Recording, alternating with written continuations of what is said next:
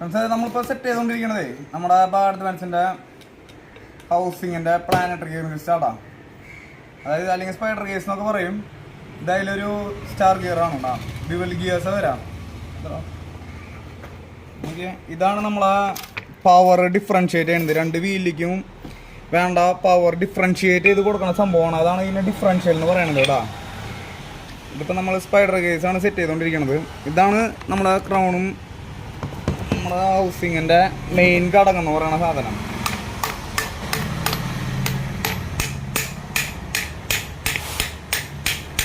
ഇതപ്പോൾ കണ്ടോ നമ്മളെ സ്റ്റാർ ഗിയർ സെറ്റ് ചെയ്ത് കഴിഞ്ഞിട്ടുണ്ട്.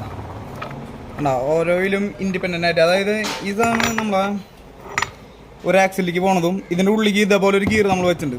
അതാണ് വേറെ ആക്സിലേക്ക് പോണത്. അപ്പോൾ ഈ പവർ